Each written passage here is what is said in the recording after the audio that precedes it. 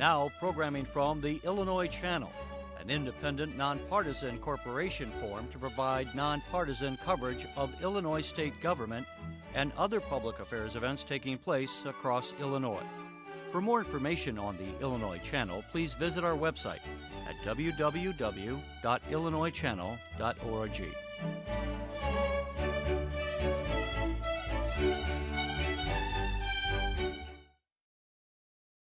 Just ahead, Senate President John Cullerton gives an address at Elmhurst College's annual governmental forum on the FY 2017 budget and revenue. Later, Senator Cullerton takes questions on the impeachment trial of Rod Blagojevich, gun control, and how to fix Illinois' pension problems. Then in about 50 minutes from now, State Treasurer Mike Frerich gives an address at the City Club of Chicago on a variety of issues, including life insurance companies that refuse to pay policies, state programs that provide college savings, and improving the state's credit rating. Later, he takes questions on federal regulatory rollback efforts affecting Illinois and what his office has done for minority women. And finally, in about 1 hour and 40 minutes from now, we head to Indianapolis and talk to Abdul-Hakim Schbazz, a radio host and publisher of IndyPolitics.org, about Vice President Mike Pence's Indiana political career, the successes of Indiana's state government, and what Illinois can do to improve its financial situation. That's all just ahead, after a brief word from one of our Advisory Council members. The Illinois Channel salutes our Advisory Council members, leaders in business, education, law, medicine, and other fields from across Illinois. Hi, I'm Jason Leahy, Executive Director of the Illinois Principals Association. Education has never been more challenging in Illinois than it is right now, with comprehensive education reform recently passed by lawmakers and our state's financing of education remaining under pressure. That's why the Illinois Principals Association acts to represent the needs of students and our members. We keep our principals up to date on changes in the law affecting education policy, and we advocate to keep our schools safe and to maintain a healthy environment conducive to learning. With all the changes happening in every field and with the ongoing financial problems facing Illinois, it's vital we all know about changes affecting our lives. That's why the Illinois Principals Association is proud to be a part of the Illinois Channel's advisory on education. Their coverage, whether that of key lawmakers discussing changes in education, an interview with the Illinois Budget Director on the state's finances, or the one-on-one interviews with those working in education, all help to keep citizens across the state connected to the real issues that impact the education of our children. I'm Jason Leahy, Executive Director of the Illinois Principals Association. I'm also proud to say I serve on the Illinois Channel's Advisory Council. The Illinois Channel, it works for all of us. Next, from Elmhurst, Senate President John Cullerton gives an address at Elmhurst College's annual governmental forum on the FY 2017 budget and revenue. Later, Senator Cullerton takes questions on the impeachment trial of Rod Blagojevich, gun control, and how to fix Illinois' pension problems. This runs about 50 minutes.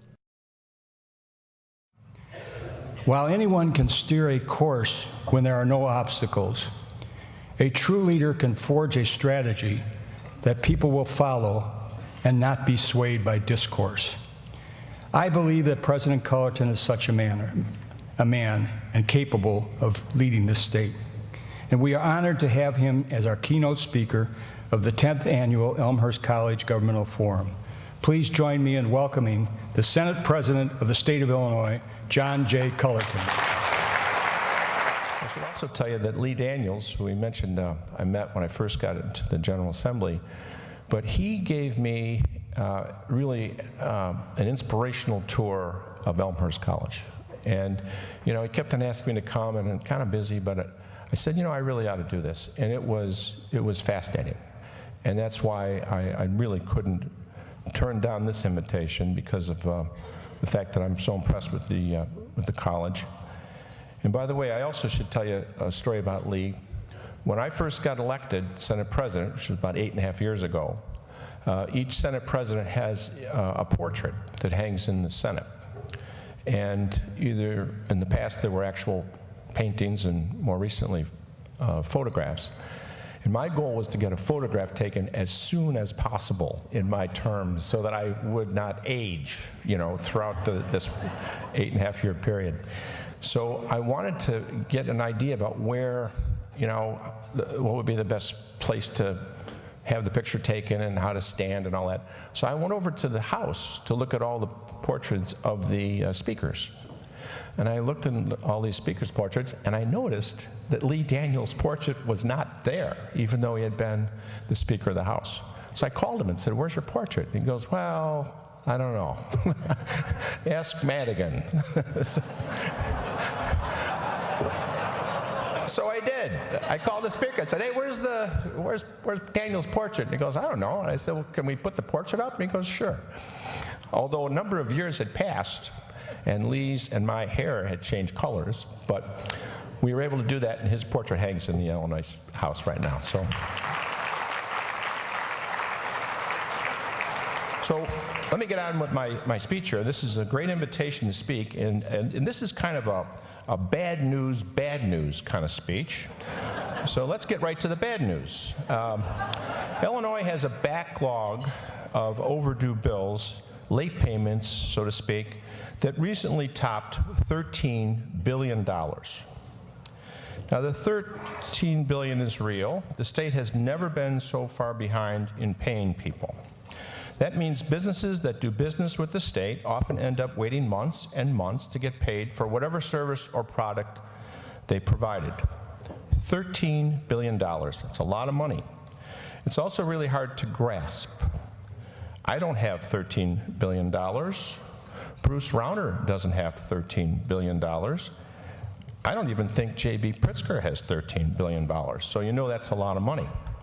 It's basically $1,000 for every man, woman, and child, documented or undocumented, living in Illinois right now. Don't worry, we're not passing around the collection plate, at least not today. What I would like to do, though, today is a little Illinois Budget 101. And there will not be a quiz today, but there will be at Elmhurst College afterwards. Because in order to understand our problems, you have to understand how they accumulated. And then, hopefully, you can better understand what we can and can't do to clean up this mess. Because at the end of the day, you really can't run Illinois like a business. Democracy and CEOs don't mix too well. And I believe our governor is struggling with that right now. So, first thing I want to do is start with where Illinois, the state of Illinois, gets its money. So you have to understand, we are currently more than halfway through our fiscal year of 2017. The state's fiscal or budget year is July 1st through June 30th. So the next budget year, fiscal year 2018, starts July 1st, 2017. Normally, we'd have a budget in place for fiscal year 2017 and be debating what we like and don't like about the government, the governor's 2018 budget plan, with the goal of having something on his desk before our legislative session ends on May 31st. In the current budget year, Illinois will collect a little more than $31 billion to support state spending. And as you can see, the biggest chunk, the blue slice of that, comes from the state personal income tax. Our current state income tax is 3.75%, and this is a flat tax. Most states do not have flat tax. So that is, everybody pays the same rate. And I should point out, unlike most states, we don't tax retirement income, even though, as I said, most of the nation that has an income tax does tax retirement income. And by the way, I'm not proposing that we change that. I just want to point it out that that's what we don't do. So that tax rate temporarily increased to 5% from January 1st, 2011 through December 31st, 2014, and then it dropped down to this 3.75% at the start of 2015. As you see from the chart, the second biggest source of funding is the state sales tax. That's the green slice. The state sales tax rate is 6.25%, though, as you know, local governments can and do add on to that. Now, the sales tax in Illinois is applied to things or goods, not services. In other words, if you get a new muffler, you pay sales tax on the new muffler, but not on the service to install it. And that makes us unique as well. All of our neighboring states tax many more services. So combined, the state income tax and sales tax provides about 70% of the money for the state budget.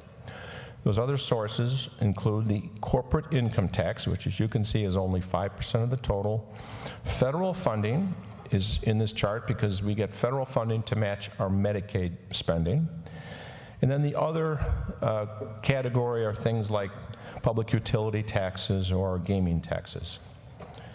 Of note, you do not see property taxes in this chart. That's because the state of Illinois does not have a property tax. State government doesn't collect or spend any property taxes. That's purely a local government function.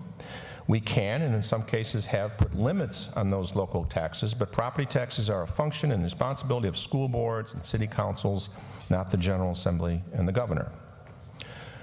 Okay, now that we know where the money comes from, let's check out where it goes. Now we are halfway through our current fiscal year of 2017, and this is by no means a normal budget year, which I'll explain in a bit. So let's start with the biggest piece of our spending goes to preschool and high school education. It's $7.4 billion. By the way, this is the only part of the budget that was actually appropriated and passed by the General Assembly and signed by the governor. The next largest expenditure is Medicaid, at $7.2 billion. Medicaid is a state and, as I said before, a federally funded program that helps cover medical costs for people with limited resources. It pays for things like nursing home care for low-income seniors, personal services for disabled adults, and care and services for severe and profoundly disabled children. For perspective, nearly 2/3 of the nursing home population in Illinois relies on Medicaid funding. And by the way, to be clear, it's not Medicare. That's the federal health insurance program for people who are 65 and older. We are also spending $6.9 billion on pensions. Now this includes pensions, over half of it is for teachers, not including Chicago. That's kind of important in our current debate in Springfield, as well as university employees and community college employees and state workers. And the overwhelming majority of that money is catching up on decades of underfunding. And now we have the rest of state government. So, two things I'd like to point out. First,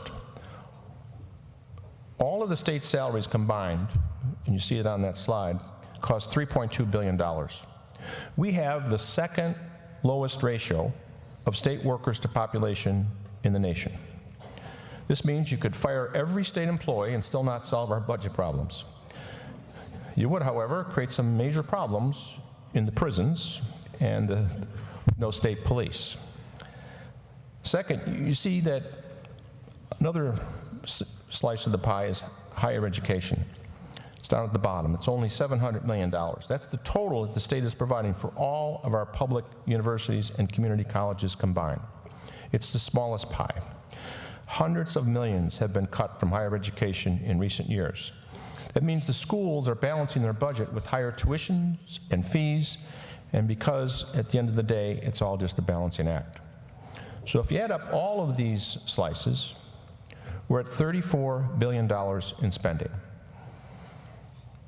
We have other slices on the pie like debt service and revenue sharing that we give to local governments and the RTA. So the total, as you can see, $34.4 billion.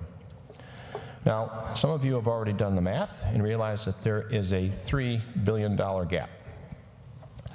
Lawmakers and the governor agreed to the education budget to keep the schools open. All the other spending is a result of legally required spending. You see, this is not just a debate between lawmakers and the governor. There are three branches of government, and the judiciary plays a role, a key role. Right now, the judiciary has actually authorized more state spending than the governor. I told you this is not a normal budget. For example, over the years, the state has been sued over whether it's providing the appropriate level of funding and services to people with disabilities, children who are wards of the state, and so on. So to settle those cases, the state agreed to maintain certain levels of service, and that requires certain levels of spending. And the judge doesn't really care whether there's a budget or not. The judge wants to make sure disabled children's rights are protected. So in other words, there are court orders in place so that foster children aren't simply cut off because we politicians can't get our act together and produce a budget. So this autopilot spending has prevented a full-blown government shutdown, even as the state has gone nearly 2 years without a full budget. But it has also resulted in the state spending far more than it has, millions of dollars, all of which sends the backlog of overdue bills soaring. But I told you it was a bad news speech. Our budget problems don't end there. Hold on. It gets a lot worse.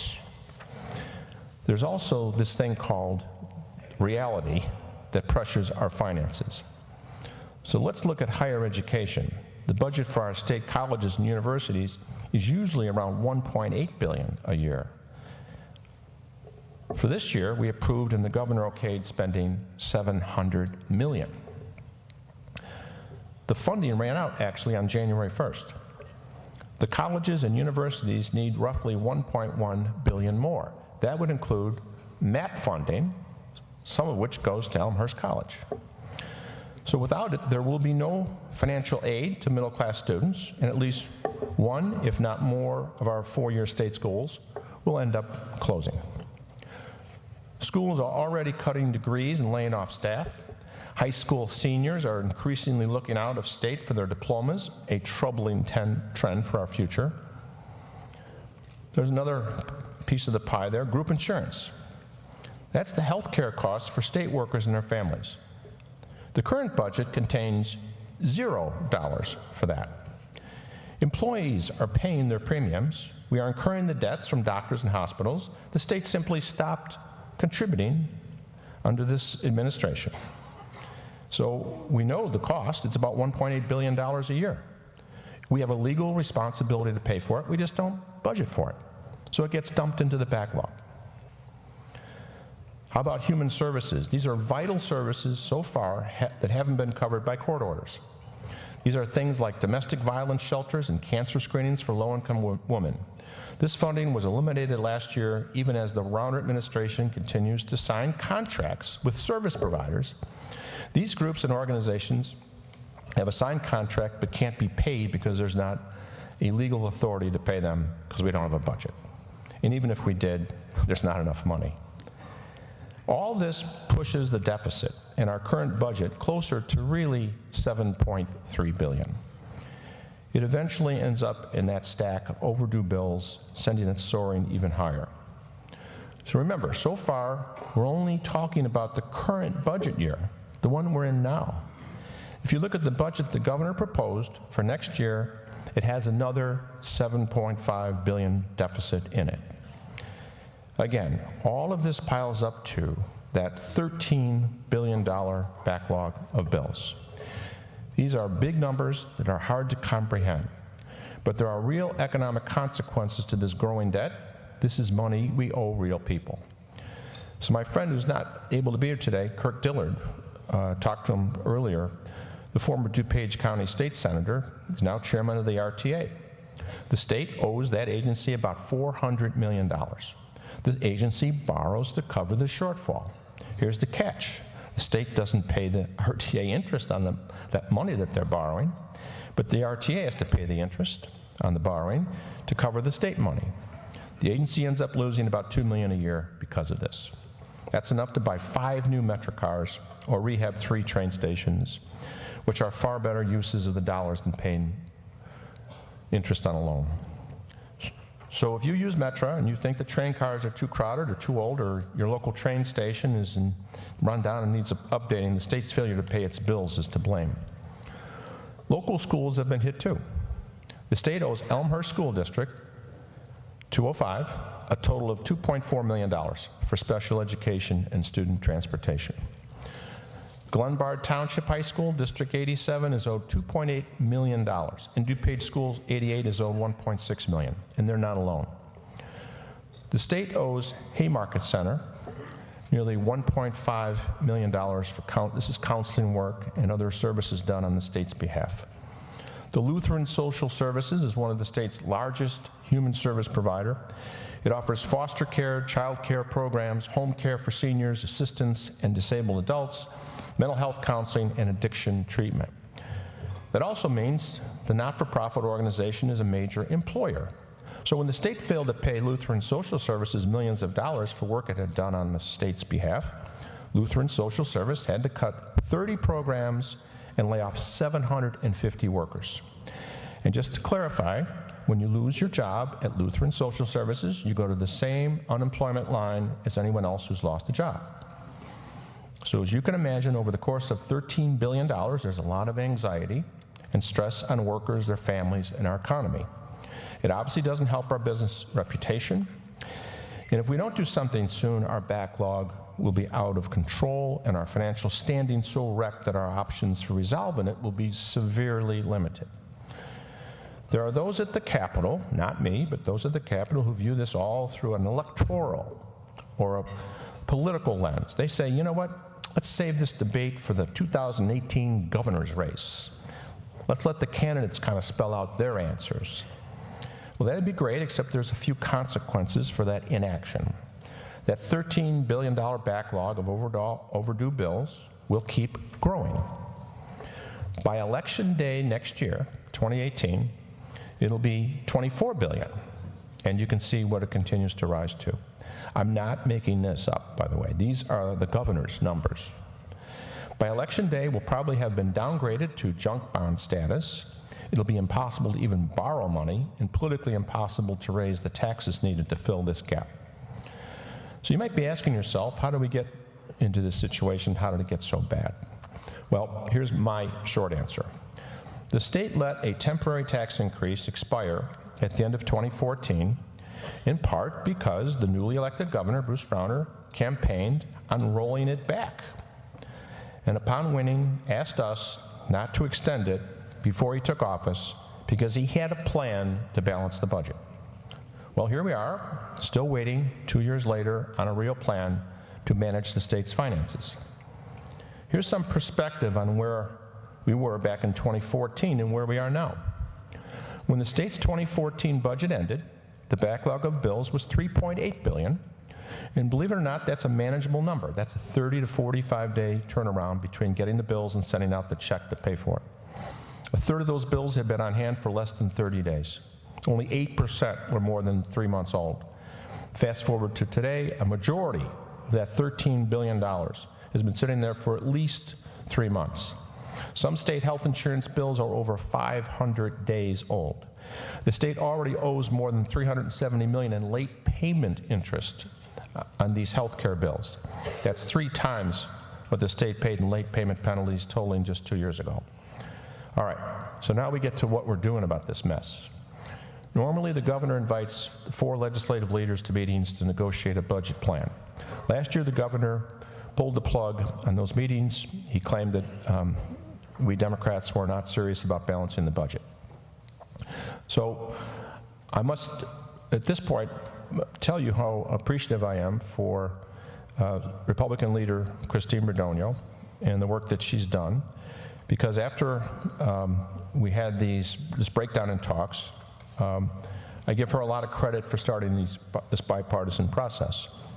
After the last of those leaders' meetings, she said things were not going well, and she asked me if we'd like to work together to see if we could put together a budget deal ourselves. And that's what we call this grand bargain. That's how it was born. Our staff spent weeks working on the details.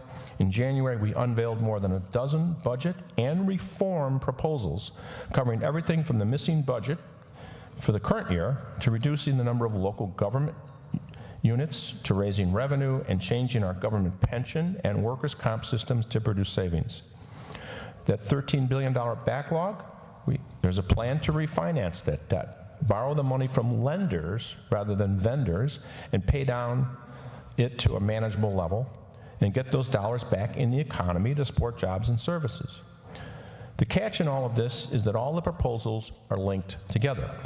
If one fails, they all fail. There's a specific amendment that says in order for Senate Bill 7 to become law, all the others have to become law, for example. It's a compromise in the truest form, something we don't see enough of in Springfield, obviously. It's an intricate and delicate give and take, designed to create a plan that can win bipartisan support among lawmakers and hopefully get the governor's signature. It's not a Democratic plan, it's not a Republican plan. We've all influenced it, and we all need votes from both sides of the aisle to pass it. As you may have heard, we had some initial success, but we hit a snag. On February 28th, we started voting. We approved about half of the deal, and those votes were bipartisan. In fact, there's 22 Republican senators in the Senate out of 59, and nearly half of those Republican members voted for some sort of the deal on the first day. And then came day 2, and when we planned to take up the taxes and the workers' comp reform and other vital components, and that morning it became clear to me that if we called the plans for a vote, that Leader Radonia might be the only one voting for the deal. The other Republican senators were off the deal. So, is it dead? I hope not. I sure haven't stopped working on it. I have to be hopeful because the reality is that there's no plan B. The governor doesn't have a budget plan, a balanced budget plan. He's relying on us. His budget book literally has a line in it.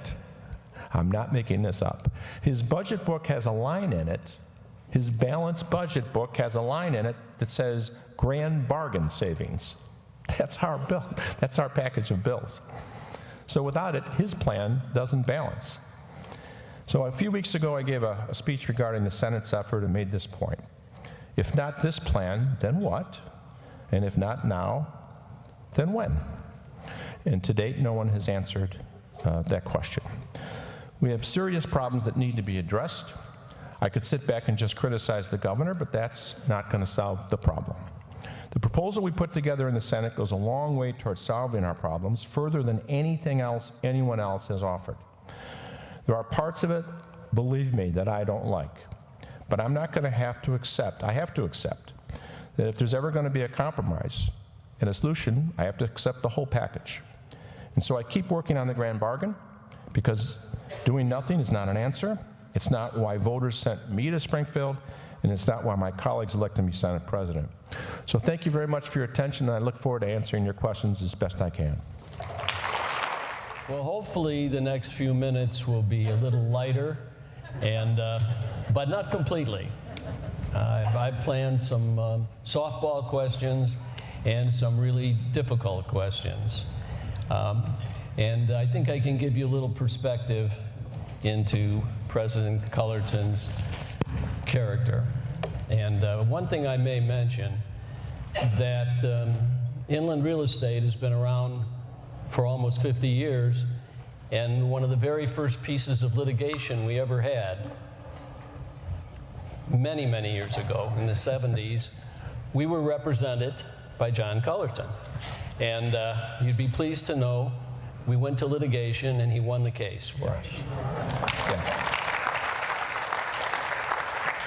And if I lost the case, I wouldn't be here. Well, so we've known each other a long time, and we have a great deal of respect. So to begin, let's look at your life for a minute and realize that you were raised in DuPage County. In fact, in Wheaton, one of the most Republican cities in the country. Yet, you ended up as a Democratic office holder. When and how did you make that decision to enter politics as a Democrat? Well, my family had been in politics since 1873. My great-grandfather's brother was a state representative. And at the time that I was growing up, Parky Cullerton was the Cook County assessor. So I didn't really think much about politics. I really wanted to be a lawyer because my grandfather was a lawyer. But when I went to Chicago and to go to school there, people got to saying, "Are you related? Are you related?" And finally I figured out that I was in the same family that had been in politics. So the first time I actually ran for office was in 1976 to run for the Democratic Convention.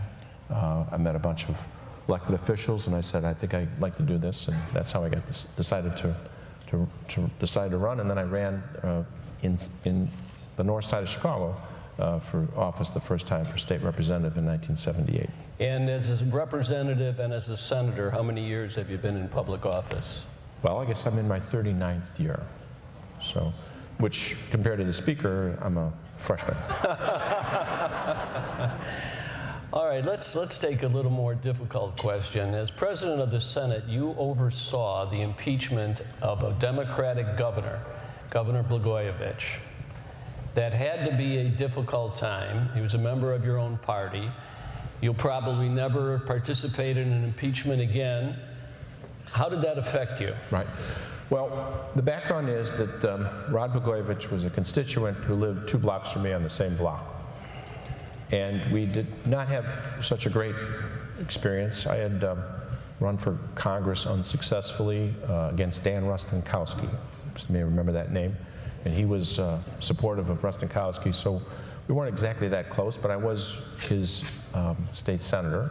I was happy that we got a Democratic governor after so many years, but he was obviously a big disappointment. And Chris Radonio and I were nominated by our respective caucuses to be the leaders of our party, and we were looking forward to working on passing a capital bill and getting a balanced budget, and the governor got arrested in December, and we hadn't even been sworn in yet. So the first job we had was to put together an impeachment trial, which obviously we had never had in Illinois, and we did it in a bipartisan fashion because we were very concerned that we take it very seriously.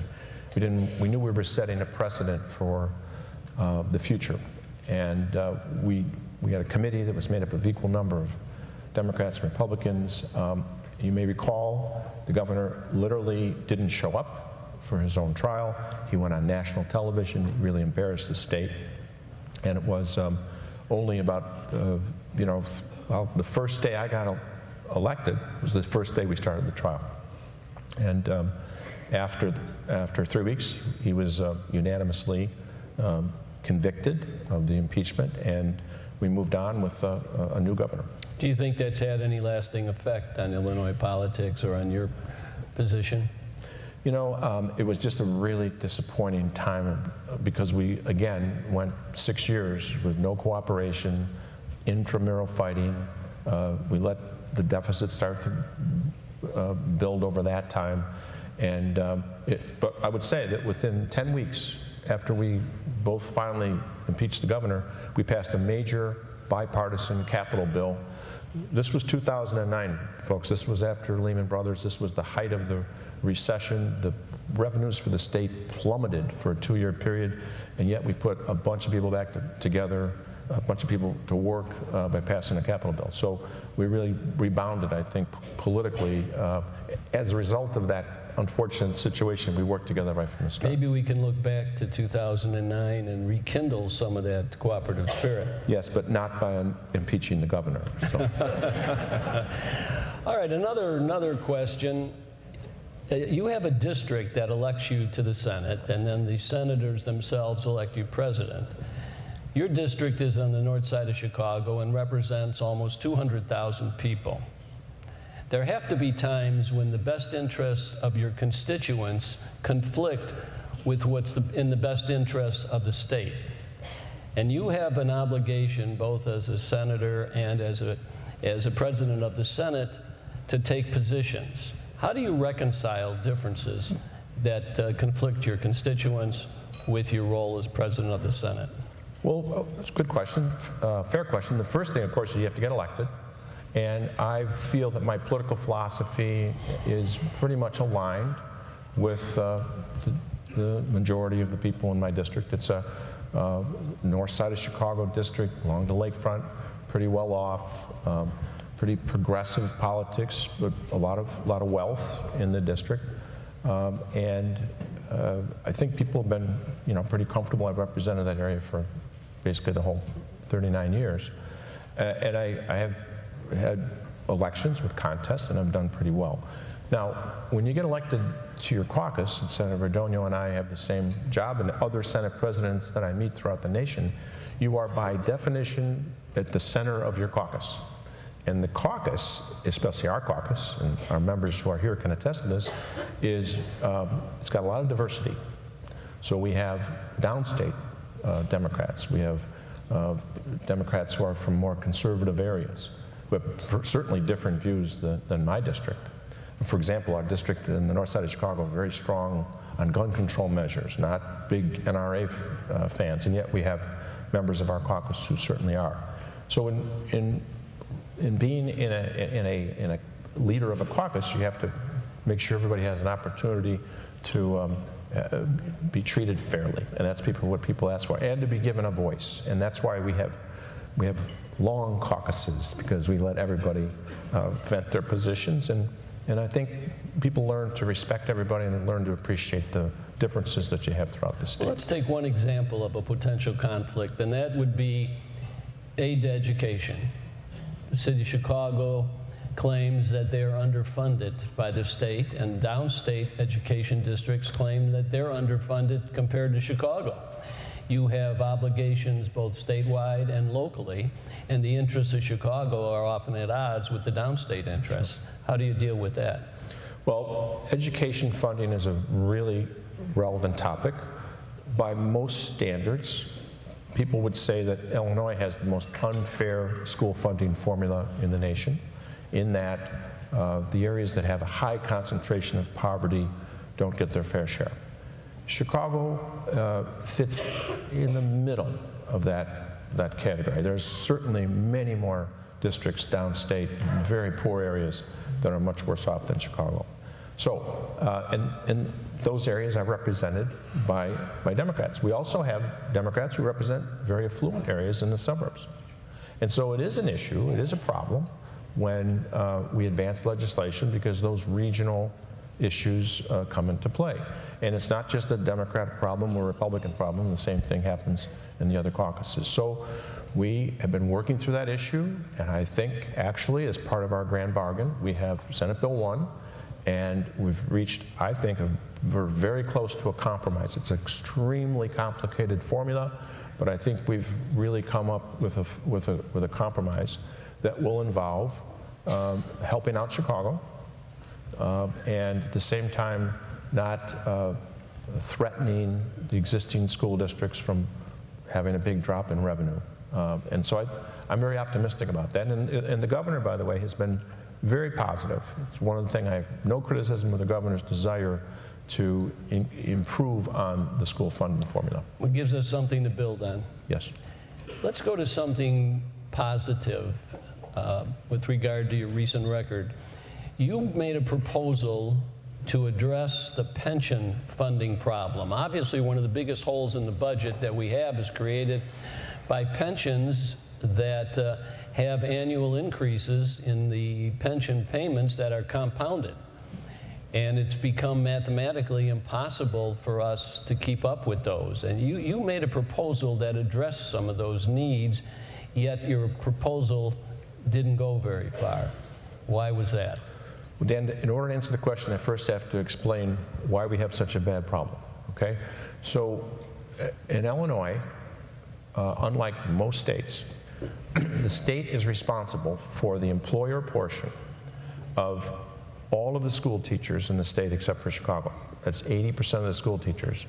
The school district doesn't pay the employer contribution, the state does. Most states, the school district does. And on top of that, we're also responsible for paying for all of the university employees, the public university employees, and the community colleges. We're the employer for that as well. And of course, we're the employer for the state employees. So we have more people to pay for, if you will. And I point out that there's this anomaly that the state is not responsible, though, for paying the normal costs for the city of Chicago schools. So we have more people to be responsible for. And over time, we have gotten behind in those payments. One of the problems is that one of the benefits is a compounded COLA that people get when they retire. I say a problem. It's good if you're retired and you're getting a compounded COLA, but it's very costly. And so we've fallen behind, and as a result, about 20 years ago, we passed a law saying we have to catch up. We have to get to 90% funding. And so we passed that law, and every year, we actuarially are determined have to put that money in there. And that's why that piece of that pie is so high. Now, about 5 years ago, we passed major reforms in our pension system so that all new hires do not have a generous pension at all. And that's been in place. And about 25% of all the state workers and teachers are at that lower level. And that's going to save billions of dollars over the years. But we still have the cost for the active and the retired teachers. So with all that background, I do have a bill that, one other factor. We have a constitution in Illinois that has a pension clause that basically says once you get a pension, it can't be changed unless you do it contractually. So, and that's where we passed a law that violated that constitution. The Supreme Court said you can't do it. So we have come up with a bill that the governor supports as well that does, I think, thread the needle. It's a constitutional bill. It does save us money. It will save us, once it's implemented, about $1 billion a year. Now, of course, the teachers and the state employees are not in favor of it. It's something which will end up limiting their pensions. So that's why it's very difficult to pass. I tried to explain this to the governor. You know, once he and I decide, well, we're going to try to pass a bill, now you got to get the votes. And I've had a lot of experience doing that. He's had very little experience. So it is part of our package. And if it was, I believe, if it's not part of the package, it doesn't have enough votes. I would point out that there are a number of, Senator Radonio can speak to this as well, there are a number of downstate Republicans who have a lot of Republican union support. There's teachers down there are in the union, they're Republicans. The prison guards down there are where the prisons are, they're Republican. And they don't want to vote for it either. So it's not just the Democrat versus Republican issue. But it's in the package, and I'm hopeful that we can pass it. Just one aside, and that is the merits of this bill look persuasive to me. I think you've threaded the needle pretty well. It seems like it should work. How does Madigan feel about this? Has he opposed you? I haven't seen him support you very strongly. Well, the Speaker, quite frankly, has had a history of being a leader in pension reform. He's the one that initiated the bill that limited the salaries or the pensions of those new hires. Which failed the Supreme Court test. No. The first bill we passed, about 5 years ago. Oh, the one that... For the new hires. He led the charge. That was Madigan's bill. Yes, sir. The bill to correct the pension fund for all future members of the union. That's correct. And he was also the one that passed what was called Senate Bill 1, the one that was eventually found unconstitutional, which had really much more draconian cuts in it than even the bill I'm proposing.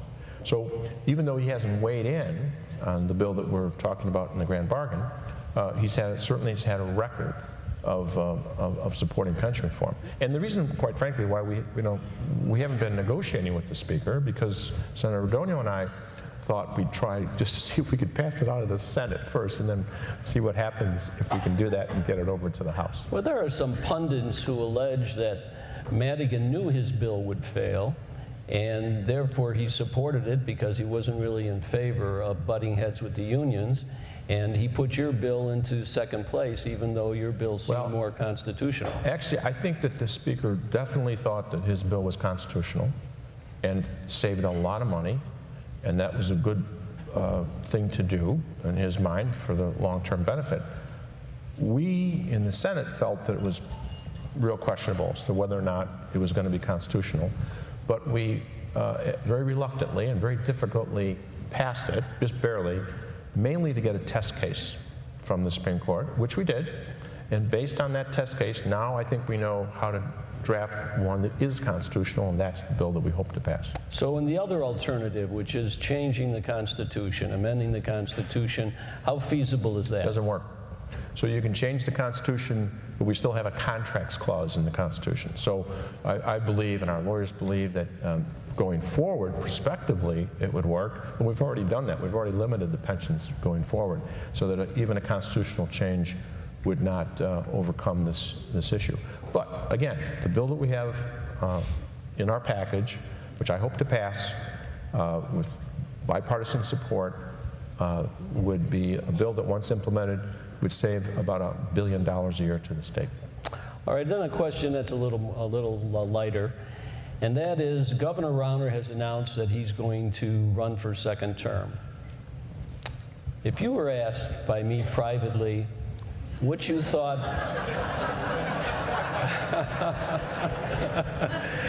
pretty hypocritical there. If you were to ask me privately, and I were to ask you what you thought of Rauner's chances, or better yet, what advice would you give Governor Rauner to get elected for a second term? Well, the first thing I would do is I would ask him to delay the start of his campaign until after we've passed the budget. So I mean, give me a couple of months. Let's just focus on a budget and stop. He's doing ads while we're trying to negotiate a budget. It's counterproductive.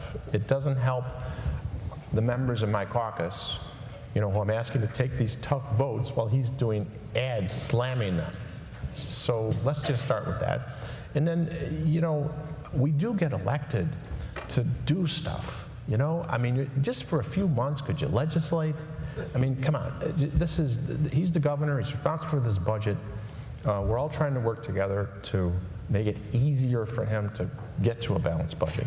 And let's see how the campaign plays out. We don't even know who's for sure going to be running. We don't know who's going to be his if he runs and wins a primary, if he had one.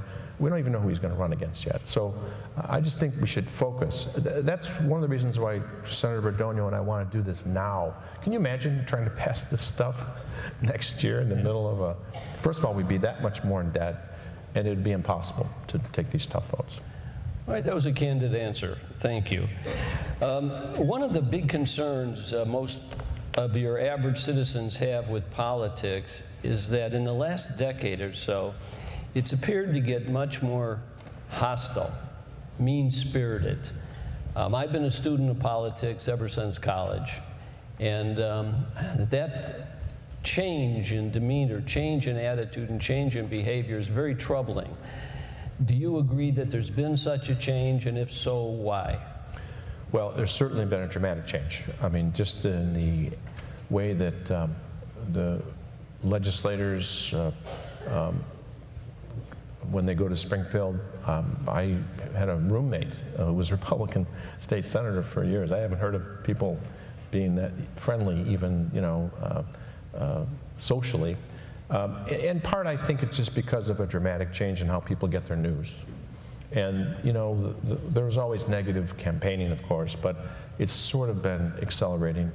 And then, of course, the influence of money has kind of dramatically increased, and that has had a bad influence. So that's kind of the general answer, but I would say the tools that we have as leaders to try to get people to come around, are not as strong as they were in the past. And so all those factors come together. It makes it more difficult. So what about the camaraderie following legislative sessions that you had years past? My God, you'd all go for a drink downtown? Sure. And even the media. They used to have skits, and they'd make fun of us, and we'd go to those things. Now it's just, the media, they don't have reporters anymore. They don't have State House reporters. The Sun-Times, for example, they don't have somebody in Springfield covering us. What they have instead are investigative reporters. So, I showed you guys PowerPoints and stuff like this, and this isn't on the front page of the newspapers. You're going to see, whether Susana Mendoza is being stalked by one of Governor Rauner's persons taking a picture of her driving a used car, and whether his car costs more. That's what people are covering instead of what's the state budget? What's the deficit? That's the kind of things we should be focused on. All right, well, thank you. We have about 3 more questions, and one question recognizing Lee Daniels, and that is, when Lee was Speaker of the House, they passed a bill that changed oversight of the Chicago public school systems from an elected board to the mayor in the name of reform. Currently, there's another movement to elect a new school board and not have the mayor be responsible for the Chicago Public Schools. How do you view that movement? Well, obviously the mayor's somewhat controversial in Chicago. He's had some ups and downs, and there are some people who are his political enemies. He had a tough re-election for mayor, and a lot of those folks are keeping that effort alive. And one of the things that they're doing is using this concept of an elected school board to help them in that political effort. So you got to be aware of that. The real problems, though, with the Chicago Public Schools is the finances. And as I indicated before, there's this big anomaly in law, where nobody knows how far it goes back, about this pension cost. So we also acknowledge that there's a school funding formula, which is unfair and in some cases actually benefits Chicago. So what we're really focusing on is trying to get this pension parity for Chicago, get a new formula that recognizes that everybody should kind of have the same rules throughout the whole state. I think if we did that, a lot of this pressure, this political pressure on an elected school board would kind of go away. As to whether or not it's a good idea, the way the bill was drafted has a lot of problems. It would be the largest school board in the nation by far. The elections, there'd be like 22 elections for the school board members. It might end up being just a kind of electing union members to the school board, and then there's unions who represent the teachers, and the question would be, would there be any kind of oversight, and what role would the mayor have? So we are studying it. There's Senator Raoul is the sponsor of the bill. A version of it did pass the House last year. There's other versions of it. And perhaps we can reach a compromise on that too. Because you imply that there'd be more accountability under a single person like the mayor, because if you don't like what the schools are doing, you can elect a different mayor. If you have 20-some school board members, you wouldn't even know how they voted. You couldn't keep track of their records. You wouldn't know who to retain, who to get rid of. That was the wisdom of Lee Daniels' legislation. I think I might have you come down and testify on the bill. So I'll try to pin you down one more time. That's the first question that you gave a great answer to, but not to my question. Mm-hmm. Where do you stand? Where do you stand? Yeah, where do you stand on the nascent bill to have an elected school board in Chicago? The bill that passed the House, I would not be in favor of, and Kwame Raoul and I are working right now on amendments to the bill, and we suspect that there'll be a vote on that bill. But more importantly than that bill is having a fair, what we would view as a fair shake of money coming from the state. So maybe those two would be combined and we can get an agreement. So I'm not ruling it out, but it's got some conditions. Okay, that's better. Okay. All right. Let's go. We have two more questions. Let's go to a question that is really controversial, and that is, what can you as a state leader do to address gun violence in Chicago? Well, I used to work at 26th in California. When I first became a lawyer, I worked out at 26th Street. I then ran for state representative. And I used to brag, by the way, when I was running for state representative, that over a 2-year period I actually had the highest conviction rate of any lawyer out at 26th in California. Problem was, I was a public defender. So, but I was still, I was putting people in jail. So I viewed it as a conviction rate. So, and back then, in 1978, there were 980 people getting killed in Chicago. You have not seen any headlines about how the fatality rate in Chicago was half of what it was in 1978. It's a tragedy because it's such an isolated areas of the city. I think there's like 9% or 7% of the city's population is where 50% of the murders are taking place. Unbelievable cycle of poverty and a breakdown in the gangs. The police superintendent told me that there's 1,500 people involved, that they know who they are. They're either going to be murdered or be the murderers. And yet, of course, there's people on the innocent people are shot, and it's just a tragedy. And, quite frankly, very disproportionate to the safety of the city of Chicago. So in my district, last year, 0 murders. And my district's all within the state of Illinois, within the city. There's suburban, you may have had a murder out here and you would have had a higher murder rate than in my district. Well, but is this a city of Chicago problem, a state problem, a federal problem, or all three? It's all three. And what we can do, one thing we can do, now, the state legislature can't solve all these problems, but one thing that I'm in support of is that there's a, and by the way, I met with your state's attorney out here, Bob Berlin, and he's in support of this legislation where we would give judges some direction to sentence gun possession offenses more seriously. It's not a problem in DuPage. They're getting high sentences, but in Cook County, there's some judges who have been giving folks the minimum for possession of guns. And this is a bill it's a compromise. It's difficult to pass. We hope to do so. That will keep those real bad guys behind bars longer. So that is obviously one thing we can do.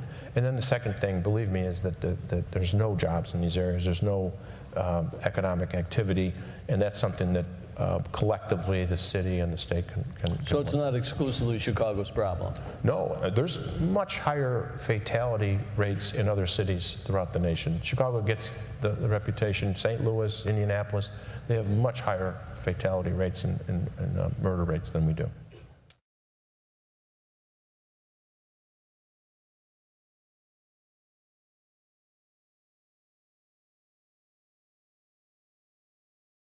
Next, from Chicago, State Treasurer Mike Frerich gives an address at the City Club of Chicago on a variety of issues, including life insurance companies that refuse to pay policies, state programs that provide college savings, and improving the state's credit rating. Later, he takes questions on federal regulatory rollback efforts affecting Illinois and what his office has done for minority women. This runs about 50 minutes. And I talked a lot last year in sports analogies, but I want to stop with the analogies for right now because it bothers me when people ask me who is winning the game in Springfield. It is not a game, and we are all losing what is going on. Now, I think we all know this, and I could talk about the dysfunction in Springfield up until 1 o'clock and past. Today, however, I want to talk about the Illinois State Treasurer's Office and some of the tools we offer individuals and communities to help move Illinois forward. I want to provide examples of why these programs are so important and how they can help our state. And more importantly, rather than talking about the problems, I want to talk about solutions. So I want to close by answering your questions, so hopefully we'll leave some time for that. I believe in setting the bar high, because when you do that, I generally can reach it, and gives me an advantage. No, to be serious, I believe in setting the bar high, and I think most parents understand this. When I challenge my daughter, when I set expectations high for her, she works to achieve that goal. And though she may fall short of perfection, she always seems to improve when we raise standards. And the opposite, of course, is also true. When we set low expectations for our children, when we do not help them, they do not live up to their potential. They frequently fall short. Now, I frequently get asked what I do for a living. And I tell people I'm the state treasurer. I'm the chief investment officer for the state of Illinois. I'm in charge of investing our state's money.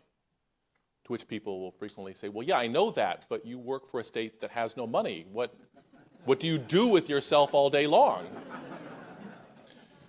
Now, I start with that because I have to tell you that despite all the problems we have, there is money to invest. The state of Illinois has over 700 different funds with a fund balance of about $12 billion. We help municipalities and local units of government pool their investments to get a greater return than they could on their own. We manage about $5 billion there. And we help families invest in themselves to give their kids a brighter future through our college savings programs, so about another $8 to $9 billion there. So I would say We take our job very seriously. Every dollar we bring in to the state is a dollar that the governor and the General Assembly don't have to raise in taxes, or a dollar they don't have to make in cuts to important services like education. So that is important, but I think probably maybe more importantly, we help people invest in themselves and to give themselves and their families a brighter future. And that's what I want to talk about today. We also fight on behalf of the consumers of this state. Our unclaimed property program, called iCash, safeguards more than $2 billion in forgotten or misplaced money and property until we can return it to its rightful owner. We fight to make sure that life insurance benefits are paid to the people who are owed them. We fight to make sure that rebate checks reach the right person. And just this month, I had a great opportunity to return a Purple Heart to a brave man who fought for his country and earned that medal in Vietnam. But he had lost track of it. And it was just really heartwarming to return that to him and to his family. We have stock certificates that were forgotten in safe deposit boxes and investment accounts that were abandoned. We have checks and lots of refunds, rebates, and vendor checks. But it is not just money for individuals. We have money for businesses, not-for-profits, units of government, and other organizations. So I want to make a plug. No, I'm going to give you a homework assignment. Everyone here love homework as much as I did? This is going to be easy. Later today, when you're done, I want you to visit our website, illinoistreasurer.gov, and click on iCash.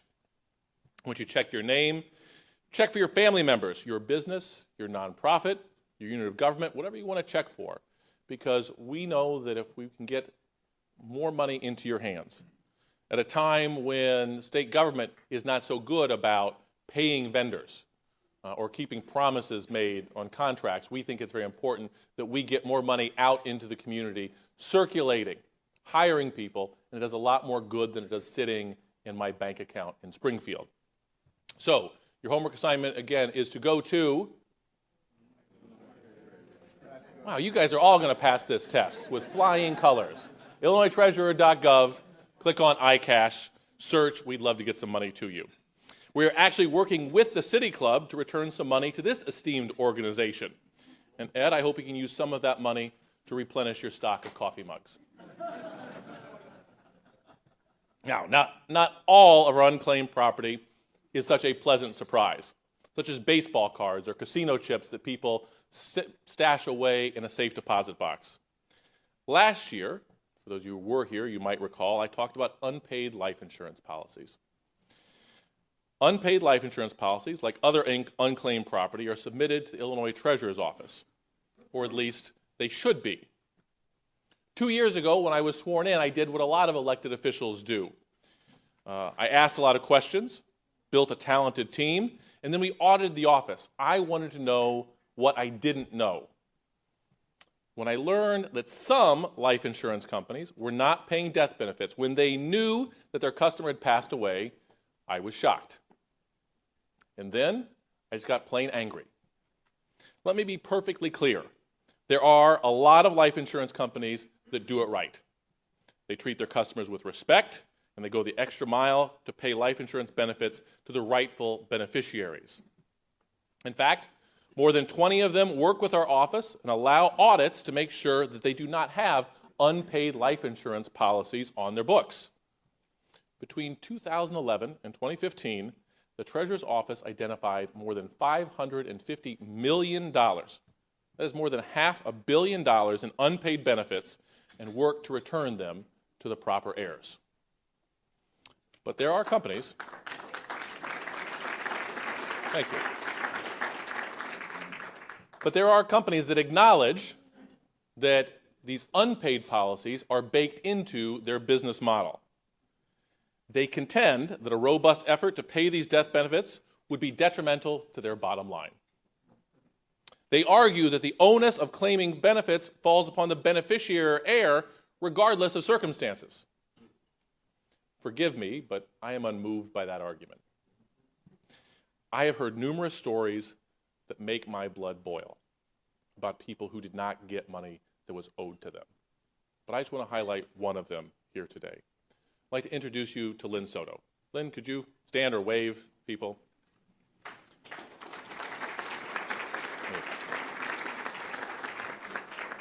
Lynn graciously accepted my invitation to be here today so I can share her story, and we can highlight how important this issue is. So Lynn will tell you that she is no saint, but based on what I know, she's pretty close. Lynn is a successful lawyer and the proud mother of 3 biological sons. One, Frank, is severely learning disabled. And at school, Frank had 2 great friends, Brooks and Reeves, who were also severely learning disabled. In 2007, Brooks and Reeves were in a tragic car accident. The boys survived, but they lost their mother and their sister. And when no other family member stepped up to take care of these 2 beautiful boys, Lynn stepped up and took the boys into her home. Brooks and Reeves were 16 years old at the time. The boys didn't know. They had no idea that their mother had purchased a life insurance policy. She bought it because she knew that if anything would happen to her, her 2 boys would need extra resources. But when she died, her boys didn't receive 1 dime. Nearly 10 years later, we finally forced the company to pay out as the result of an audit.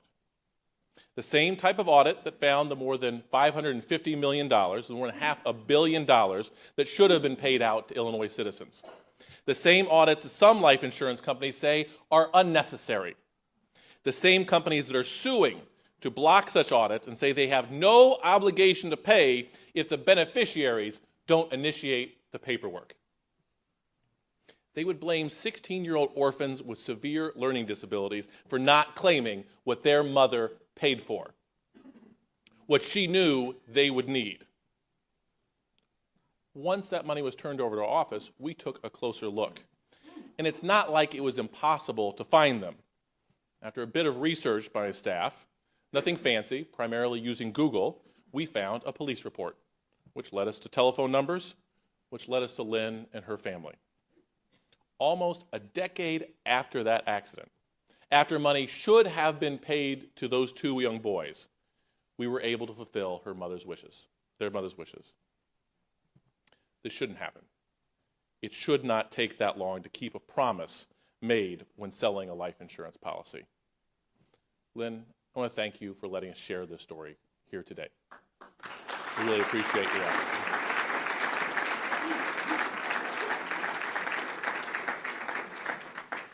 I'm going to take it aside. I want to share another story about Lynn. I told you you have an assignment to go see if we have money that belongs to you. We do reach out to people and attempt to give money away. And it might be one of the hardest parts of my job. And looking at some of you, you're questioning, how difficult can it be to give away money? Well, we called Lynn and told her the state of Illinois had a significant amount of money for her sons. We just need to verify their names. And she said, I am familiar with identity thieves. And I recognize a scam when I hear one. I think we tried a second time, and she really recognized a scam, and she hung up. But she is a conscientious citizen who went to our website and found a phone number and called my office to let us know that someone out there was impersonating the Illinois State Treasurer's office trying to steal identities. I want to thank you for not giving up, Lynn.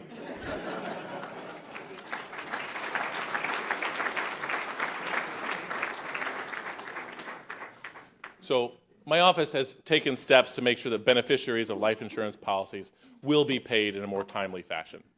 Last year, we introduced legislation that requires life insurance companies to review their records to make sure they're not holding life insurance benefits that should have been paid. And publicly, it had strong bipartisan support.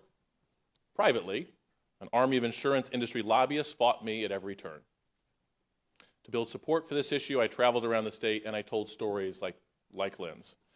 We brought this story directly to people's doorsteps. We built enough bipartisan momentum and changed enough minds that legislation was passed and eventually signed into law by the governor. Going forward, life insurance companies must use Social Security records to confirm that they are not holding on to money that should be paid for and was intended for beneficiaries. And now it's time for that next step. Legislation introduced this year would require life insurance companies to look backward. It would require companies to look back 20 years to 1996 to ensure that they're not sitting on life insurance benefits that should have been paid. And yes, again, this is a lobbyist employment bill. Some people involved in legislation know what I'm talking about.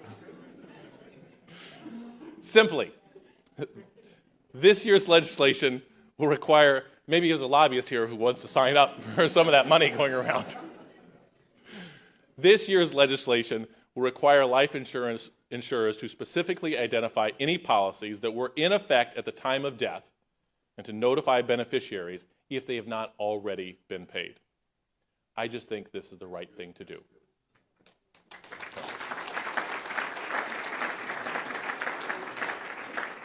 Now, we tried to do this last year. Last year, as sometimes happens in Springfield, we didn't get everything we wanted, so we compromised. We amended our bill. We put a runner on base. And now it is time to bring her home. So just one more word about unclaimed property. Any program with more than $2 billion in assets should have a robust system in place to make sure the right people receive the right money. But the unclaimed property system I inherited was old and antiquated. The system was put together before the internet. And that's why we are making changes. We want to make it easier to claim your policies online. We asked the legislature to give us the authority to work with the Department of Revenue so we can share the names of unclaimed property owners to determine if individuals have recently filed tax returns. And if they have, we know where they live. If they have, we will be able to simply mail them a check. The point is, we must always be looking for ways to improve how we serve the people of Illinois.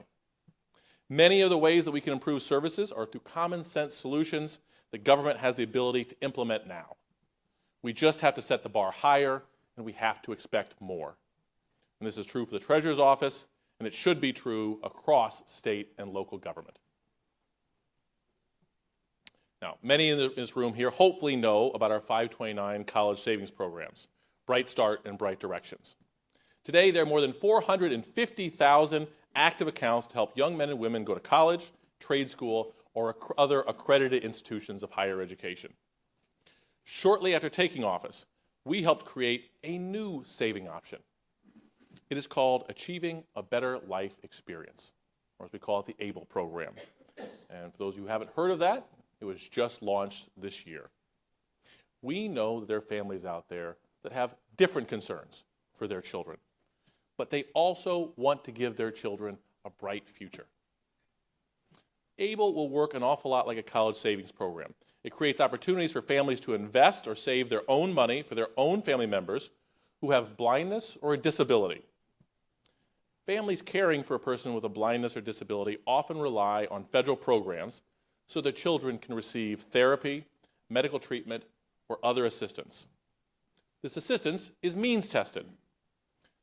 The individual's net worth cannot exceed $2,000. It means an individual, in order to receive these benefits, cannot own a car, cannot own a house, can't have more than $2,000 sitting in a checking account. Before ABLE, we had families working in Illinois turning down food stamps because the value attached to the food stamps might disqualify their child from receiving their Social Security benefits. Moms and dads would tell family members not to write checks to their grandchildren. I talked to a father who said around the holidays he had to tell his dad, you can write checks, you can give money to Sally and Timmy, but you can't give to Johnny because Johnny might lose his benefits. I talked with a mother who has a daughter with Down syndrome, and she works. She does such a good job working in her law firm. She opens the mail, she delivers it, she does it with such energy. Her law firm likes her. They wanted to give her more hours, and they wanted to give her a raise. And her mother had to tell them, no. Don't give my daughter a raise because it might jeopardize her benefits. All of these examples are wrong. They're unintended consequences of another system. But ABLE will now allow these families to save up to $14,000 a year and up to $100,000 in an ABLE savings account without threatening their federal benefits. This is a program that is going to make a great impact on a lot of families. Now, with Abel,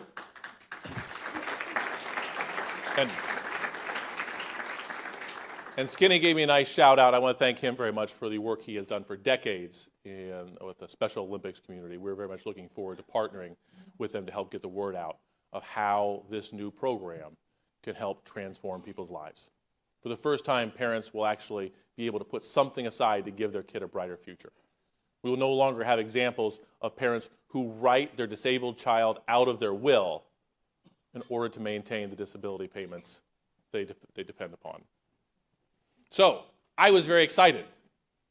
There are a lot of investment managers out there who have come and talked to me about working with the Treasurer's Office on our college savings plans. And so, I was excited to tell them about this new opportunity. And the response from many of them, when I asked if they'd like to work with the state of Illinois, was no thanks. Now, I was surprised. You know, they really didn't want to bid, said it couldn't happen. And what we could have done, they said they could set up an investment program for these families. They said if we had similar fees to our college savings, they couldn't make money off it. You see, I told you we had 450,000 college savings accounts. We anticipate in Illinois about 36,000 ABLE accounts in the next 5 years. The size, the economy of scale wasn't there. So, they said it simply wasn't going to work. The numbers weren't going to add up. Now, at this point, I could have blamed the investment managers. I could have called them out. I could have made excuses and said, can't be done. But I think you would agree that the families and people who ABLE serves would not have benefited by that approach. So we expected more, and we set the bar high. Illinois is a big state, and we knew that if we couldn't make this work, other states might have similar problems, and so we called around. We reached out to other states, not just in the Midwest, but across the country. We invited other states to a summit in Chicago to talk about how we get this program up and running. And we didn't just limit it to blue states. We worked with states and treasurers who have worldviews that are completely different than mine, such as the Kansas State Treasurer. You might know the Kansas State Treasurer because he just ran for Congress in a special election. And I can tell you, we don't agree on a lot of political issues. But we were able to work together to create a program that leverages the private sector to help families help themselves. And because we didn't give up, because we didn't point fingers, today we have a 15-state partnership that can help as many as 500,000 families in the next 5 years.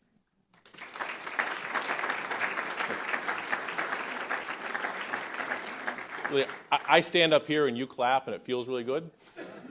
But really, I have a dedicated team that's at one table and spread out amongst a few other tables that made this happen.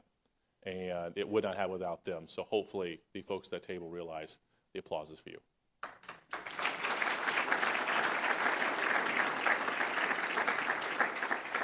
So those states in the National ABLE Alliance have a combined population of more than 81 million people. And we leverage that much larger pool to negotiate the lowest fees in the country. I know it is fashionable now amongst politicians to talk about how you're the best, the greatest, it's the most wonderful thing ever, the biggest. But this is a verifiable fact. We have the lowest fees in the country. And better still, we are poised to grow this group with active negotiations occurring with other states that will drive down costs even further. When we get more states to join, we get to negotiate prices lower. We could have not achieved this without setting a high bar for the program. We looked past partisanship and built alliances with some unlikely partners who agreed that we should expect more from government. Now, the ABLE program is an example of states acting as incubators of ideas and working together to address a challenge and to find a solution. And this is what government should be: seeing a need, crafting a solution, and creating a tool that individuals and families can use to better themselves and those around them. Families that are your relatives, your friends, and your neighbors. Families such as Katie Driscoll and her daughter Grace, who have joined me here today. Katie and Grace is adorable. Grace, can you stand on your chair and wave to everybody? All right.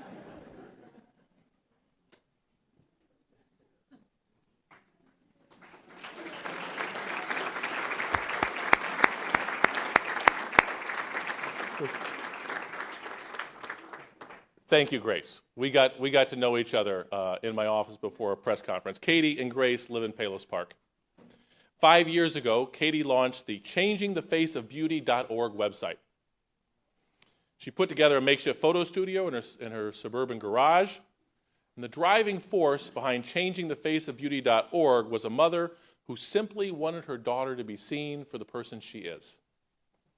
And a mother believed that she was not alone. For 5 years, Katie has worked to persuade retailers to use equal representation of children and people with disabilities in their advertising in order to change perceptions of beauty.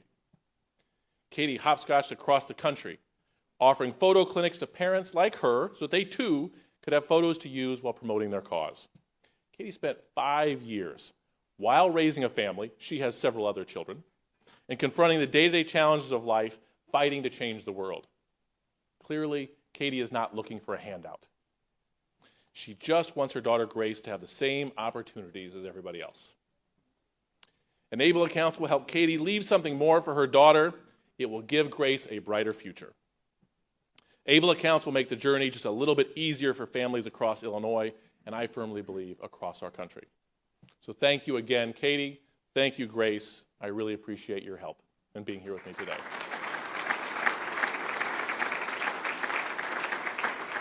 So, the Treasurer's Office has other programs I want to touch upon briefly, so we leave some time for question and answers, because we will have more improvements to announce later this year.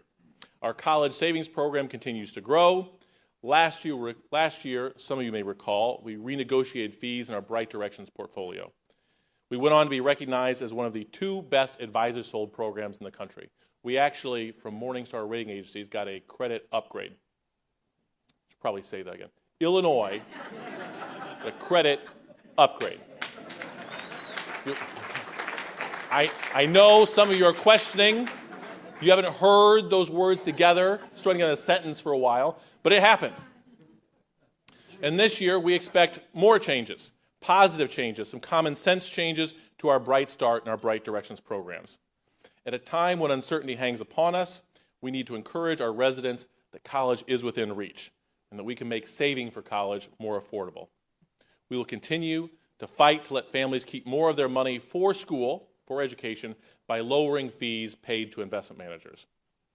This year is the end of a 10-year contract for our Bright Start program, and we've already put out for a competitive bid. We'll be announcing the winner and program improvements later this summer. Many of you know that the Secure Choice Retirement Savings Program that my office is working on. It's an attempt to address the retirement savings crisis in this country. And we're working with our partners in the business community, payroll providers, and the financial industry to help stand up this very important program and to make it as turnkey as possible. We expect a phased-in approach beginning next year, and I look forward to discussing our progress at my next City Club speech. But let's talk briefly about credit ratings, interest rates, and what might come next.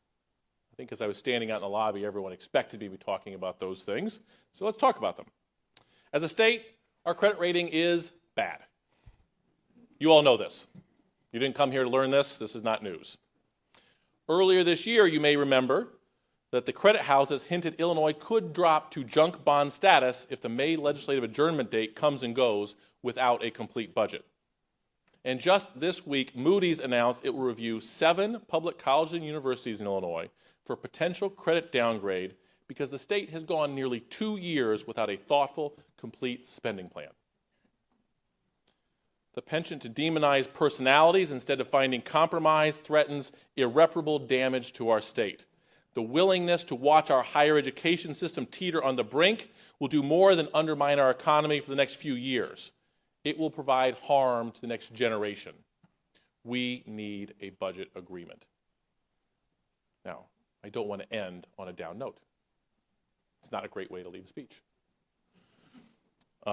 Many of you also know that Illinois remains a great credit risk because of guarantees that exist for those who purchased our state's debt, those who lend the state money.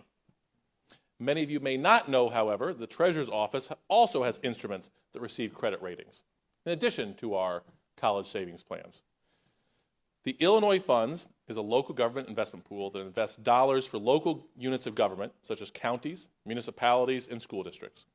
By pooling investments, we were able to generate rates of return typically not available if the individual units had invested by themselves.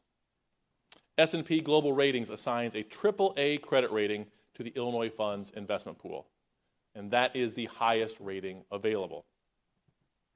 A strong positive rating counters the string of downgrades and negative outlooks issued to instruments issued by the state.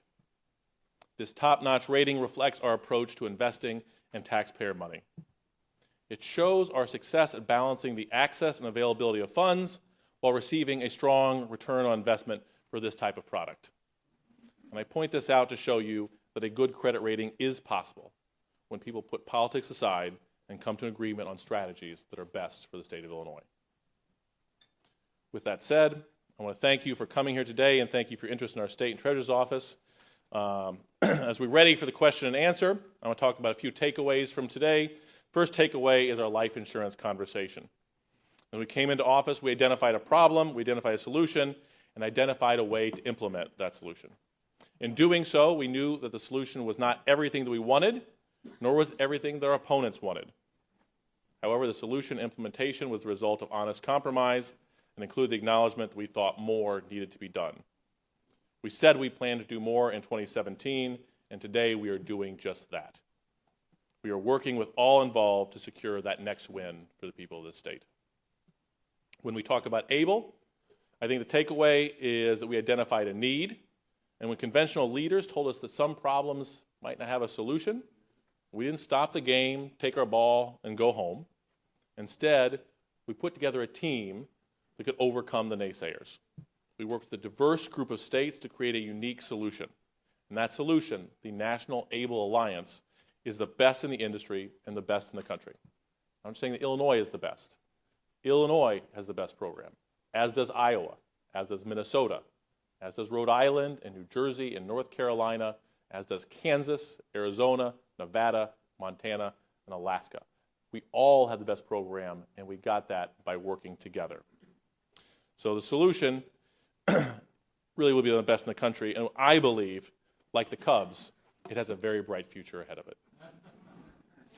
World Series championships are not won in one game or by one individual. They are built by a team and by steady dedication. They advance from one at-bat to the next, one game at a time.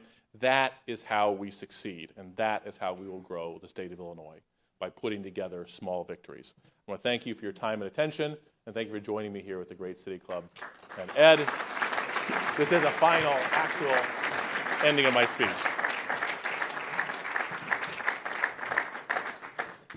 Thank you, Treasurer Frerich, and we have a few questions here.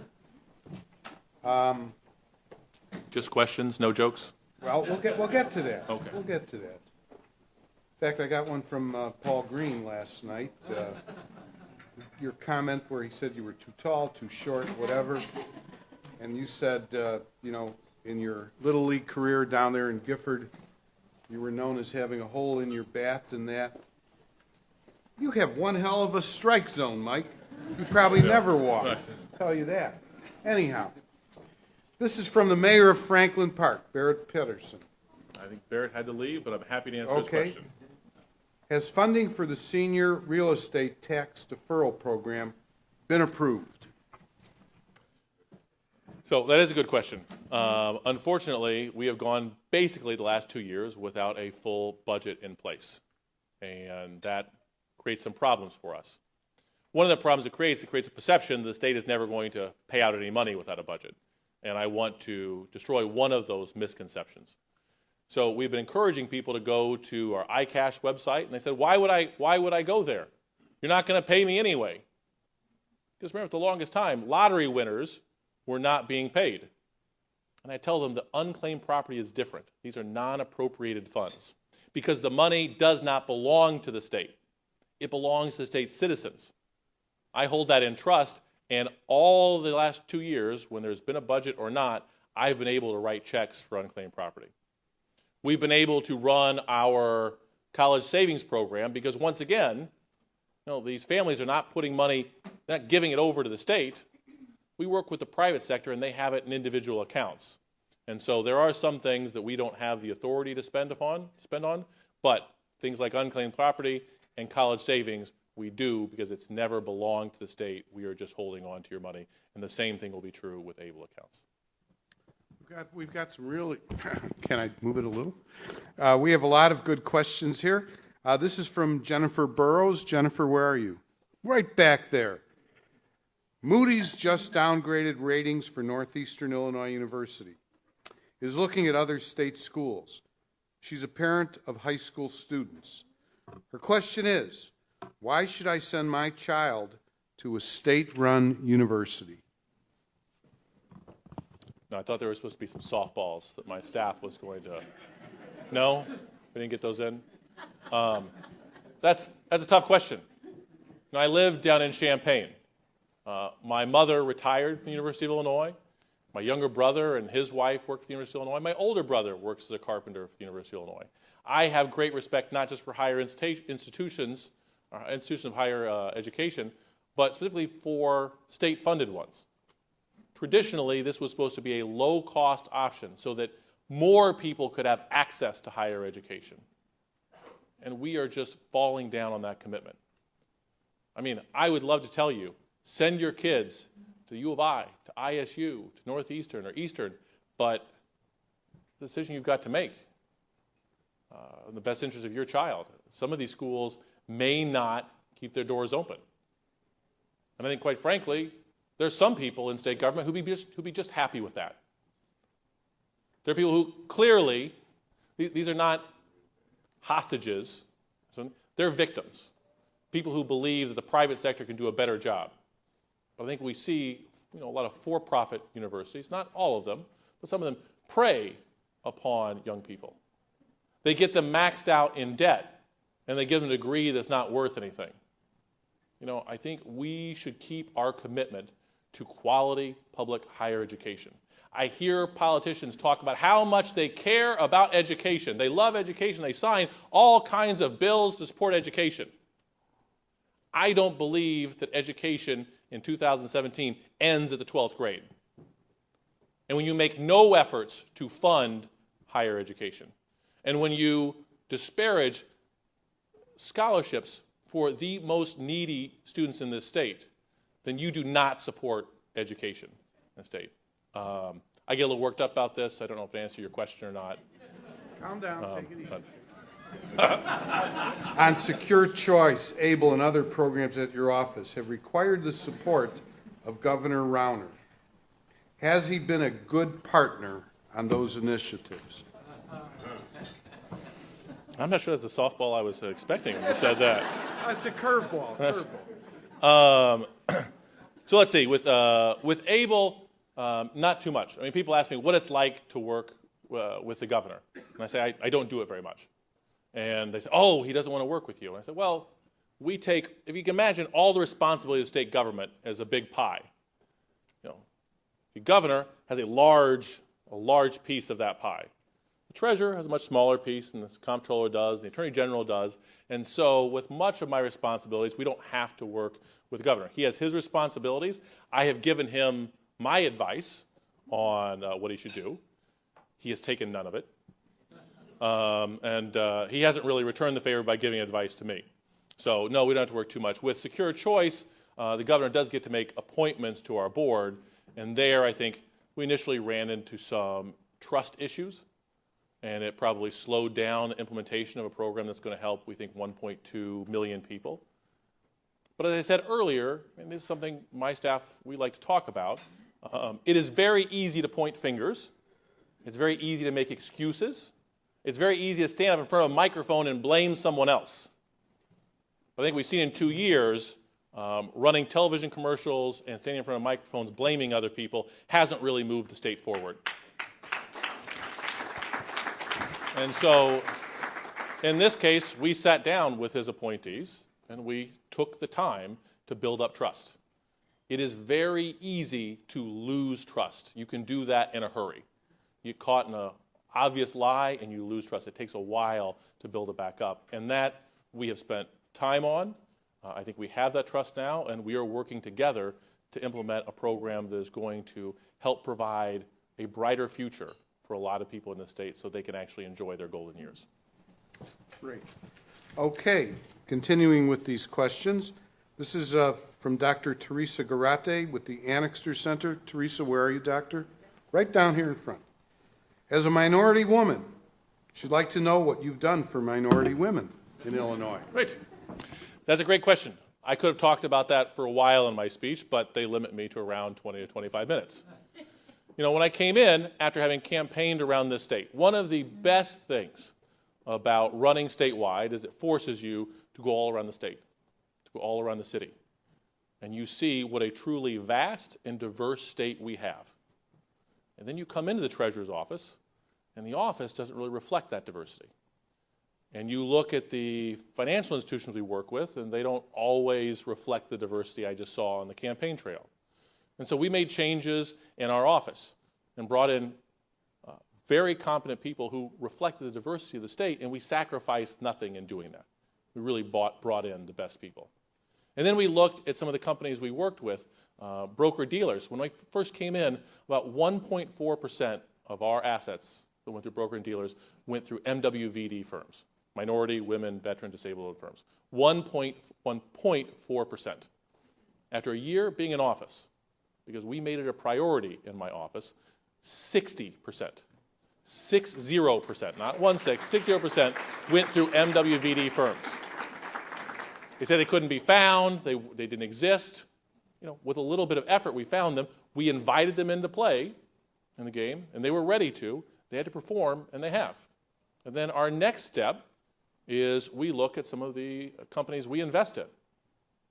My primary responsibility in investment is to get a good rate of return. Now, there are companies out there, like McKinsey has done a study of 366 companies that found that companies with more diverse boards of directors outperform the median in their industry. And why is that? I find in my office when you get more people sitting around a table with more backgrounds, with different ideas, you tend to be able to respond to a diverse base of customers. If you get a lot of people around a table, the same background, the same ideas, the same education, thinking the same thing, it doesn't really add much to the conversation.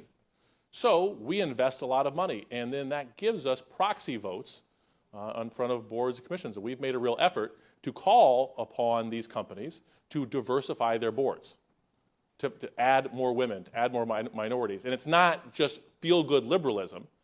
We know if we're going to make an investment, we want them to be performing. We don't want them leaving any money on the table because they don't understand a certain background, a certain group. They're not able to market them and capture that. So we're doing this because this will actually benefit the state of Illinois. Diversity is good for business.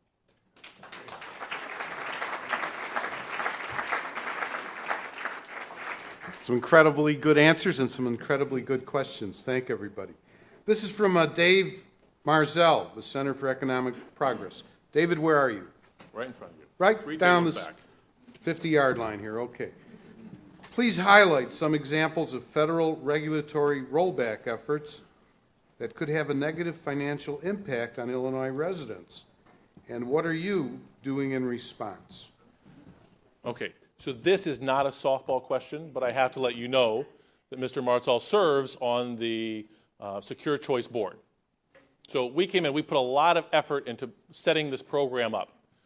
One of the concerns we had was the Department of Labor guidelines on ERISA protections. We worked very hard for about a year and a half. I personally traveled, met with the Secretary of the Department of Labor a couple of times. We got them to promulgate a regulation that will allow us to set up this program in a way that does not put a risk or a burden on businesses in Illinois. Sounds like the right thing to do, right? I mean, especially when I frame the question that way, it sounds like the right thing to do. But trust me, I'm framing it right. But because that was a Department of Labor rule promulgated under the Obama administration, the new Congress has come in and said, we don't like any of those rules. We are going to use Congressional Review Act to roll back these regulations.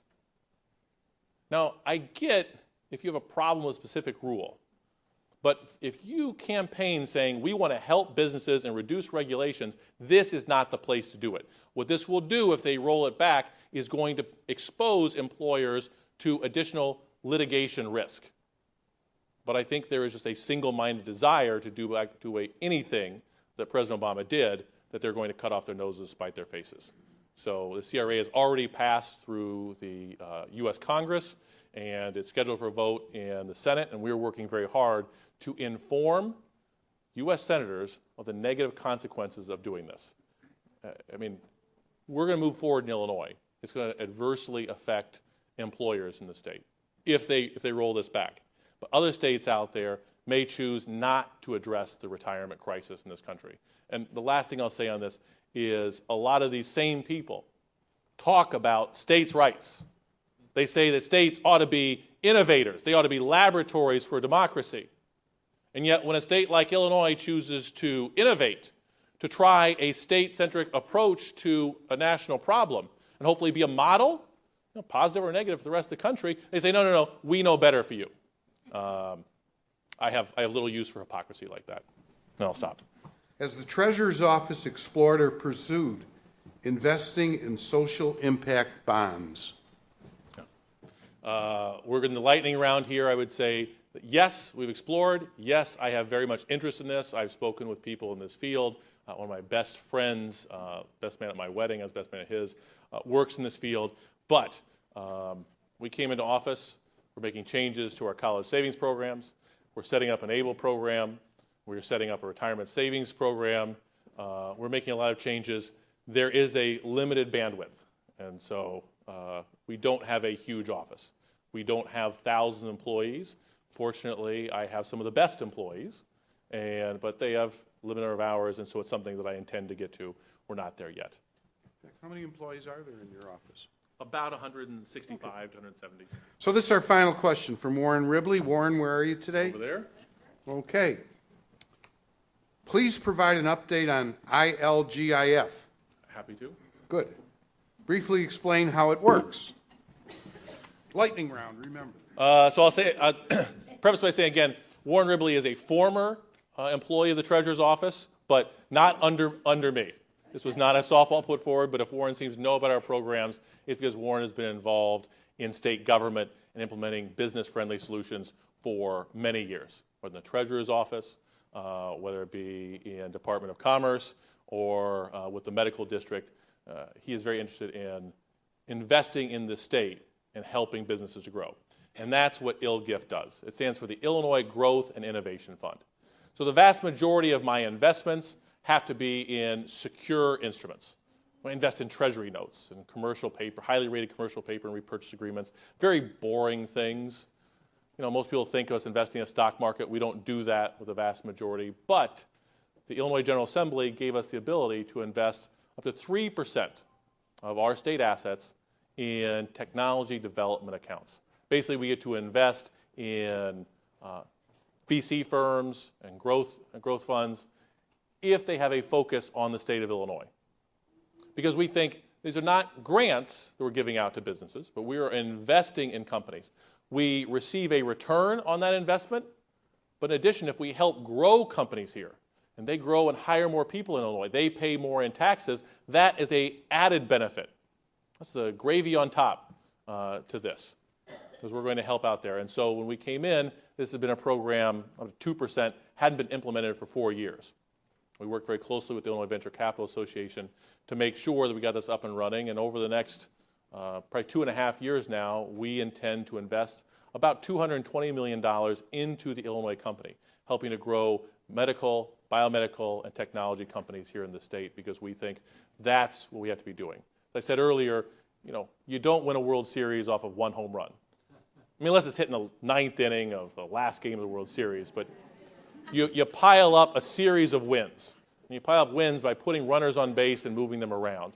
And the Illinois Growth and Innovation Fund is helping to do our part to help move the state forward. Thank you, Joe Madden, Jr. Okay. Any prediction for this November? Amanda, if you come up here.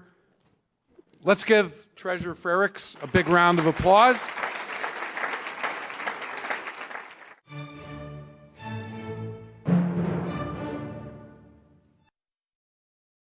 Next, we head to Indianapolis and talk to Abdul-Hakim Schbazz, a radio host and publisher of IndyPolitics.org, about Vice President Mike Pence's Indiana political career, the successes of Indiana's state government, and what Illinois can do to improve its financial situation. This runs about 15 minutes. Abdul-Hakim Schbazz, thanks for joining us on the Illinois Channel. We used to run into each other all the time in Springfield that you were familiar. You used to work with Jim Ryan when he was Attorney General. Yeah, I have long Illinois roots. Grew up in Chicago, went to college in Northern Illinois University, master's from the University of Illinois at Springfield, law degree from St. Louis University. In between there, worked at several radio and TV stations in Central Illinois and used to work for the Attorney General. I'm happy to say I worked for an Illinois politician who did not go to jail. But now you've been doing a combination of things over here in Indianapolis, and we wanted to follow up with you. And there's some very interesting things that have obviously happened out of Indiana politics, mainly that now the Vice President of the United States is the former governor of Indiana. I would submit that a lot of us still don't know a heck of a lot about Mike Pence. What can you tell us about him from your coverage? Well, it's interesting because a year ago, about this time, everybody was writing Mike Pence's political obituary. There were signs all over the place that Pence must go because the governor was in the middle of controversies involving religious freedom and LGBT rights, and he was facing an uphill battle for re-election.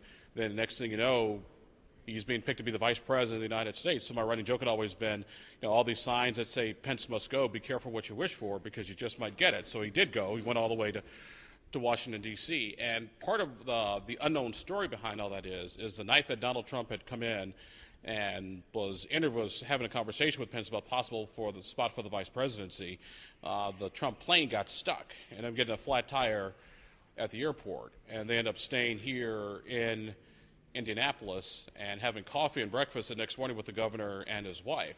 And so the running joke is, had it not been for a flat tire and some airplane problems, Mike Pence might not be vice president of the United States because Trump stayed overnight. They had a really good conversation. The kids came out.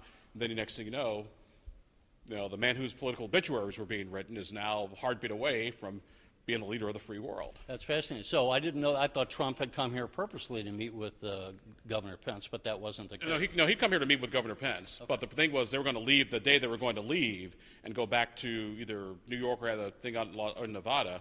The plane had some mechanical trouble, so they couldn't leave. So they were kind of stuck here. So they ended up spending more time together than was scheduled. It was scheduled, and they really hit it off. And plus, the kids had always really liked the governor. They thought he was very well grounded and sort of that quiet demeanor that would sort of act as a counterbalance to Dad's bombastic personality from time to time. It does seem that way, that he's a grown-up, and what should we know about him? So on one hand, I think some people know that he's a social conservative. What kind of policies is he supported, or did he support here in Indiana, and how well were they received? Well, there was no question that the governor was a conservative. I mean, that's pretty. Well, vice president now was a conservative. If you looked at his policies, with regards to tax cuts, both income and business taxes, the governor had a big push for. He was a social conservative, extremely, pro-life, was known, did not apologize for it. But the one thing that people don't understand is that while Mike Pence was a conservative, he wasn't an angry, firebrand conservative. I mean, he had his principles, and there were some moments where he and I would respectfully disagree with each other on policy, but he would never get angry and would never take it personally. And he was a person who cared deeply, passionately about the state of Indiana. So as a conservative politician, yes, but the fire-breathing conservative, not so much. What did he do before he was governor? He was a congressman here in Indiana, served in the 6th District, which is sort of east-central Indiana, so a couple counties over from where we're having this conversation all the way to the Ohio border, so that eastern middle third of the state. Before Mike was a congressman, he was a radio talk show host, which is, he and I actually have his office in the building that's not too far from here. So our running joke is, wow, lawyers and radio talk show hosts going into politics. Wow, at least I know what's coming up next after I lose this gig. So Mike's always had that, sort of been that communication, talking to people, business. Because of the nature of Illinois and Indiana being right next to each other, we are often competing in different ways. And Governor Rauner had often looked to the success that Indiana had under the previous governor, and Mitch Daniels, who's now the president of Purdue. So to that end, too, let's talk a little bit. When we say that Indiana as a government has been successful, How so have they been successful, and to what would you attribute the success? Part of it is when Mitch Daniels took over, Indiana was sort of, I wouldn't necessarily say walking dead, but the state didn't really seem to have a purpose, sort of wandering, kind of aimlessly in the desert. What Mitch Daniels did when he became governor back in, sworn in 2005, literally turned state government up on its ear. And one of the things he said when he came in was, if it's a service that you can find in the phone book, then maybe that ought to be doing it. Then maybe that business ought to be providing the service and not the government. So he really came in, really reformed state government, balanced the budget on numerous occasions. Now, the governor did step on a lot of toes, much like sometimes Governor Rounder does, just has that sort of personality. But I think what has really made Indiana work is the governor and the legislature have had a really good, productive relationship. It's been testy at times because, the legislature is a co-equal branch of government. But unlike Illinois, where it seems to be almost sort of this personal tug of war, taking place back and forth between the various factions, here you don't necessarily have that. The current governor, Eric Holcomb, was tutelage under Mitch Daniels. Has a very good relationship with the legislature. They're working hard. They're going to have a balanced budget, about to put together a 20-year road funding plan. 20 years. Expand early childhood education, deal with the opioid crisis impacting so many parts of the country, and still have about $2 billion in the bank in case of emergency. And one thing that Indiana has done, I will give them credit for, is people a long time ago made hard choices and tough decisions, and those tough decisions are now starting to pay off. Well, the legislature here is Republican, is it not? Yes, Republicans have a supermajority, almost the way Democrats do in Illinois with both the House and the Senate. So which is one of the big issues or divisions, I would say, in that the governors here, the Republican governors, typically can work with the legislature to get something done, where Governor Rounders had virtually no success getting things through the Democratic legislature. Well, see, but even when Indiana did actually for a while, Indiana had divided government. Democrats controlled the House, Republicans the Senate, and Mitch Daniels was governor for about 4 years. And so from 2006 to about 2010. But they still managed to get things done because, like I said, it didn't seem that there wasn't a perception of the personal animosity to get in the way of things being done. And even if you have a supermajority, you still have ideological factions that you have to. Sometimes it's like herding cats. As we saw at the national level with the effort to get rid of Obamacare, there was groups of the Republicans that were not going to go along with their own party. There were groups that wanted to get rid of it, and then groups that wanted to keep parts of it, and groups that were sort of in the middle. The same thing with any sort of legislature and a supermajority, and that's where the leadership comes in, which is how do you manage ambition and how do you herd, all those cats to get them to get something done. So right now you kind of hit on something that I wanted to make sure we underline, that Indiana has a budget surplus of $2 billion, right, which really goes to show the difference. Now, people will say, well, it's a different state, it's a smaller budget. I don't know. What is the size of the Indiana budget? Well, Indiana's budget, they do things on a biennial basis, which is about $35 billion biannually. That covers 2-year period. Covers a two-year period. But I would argue it's all relative.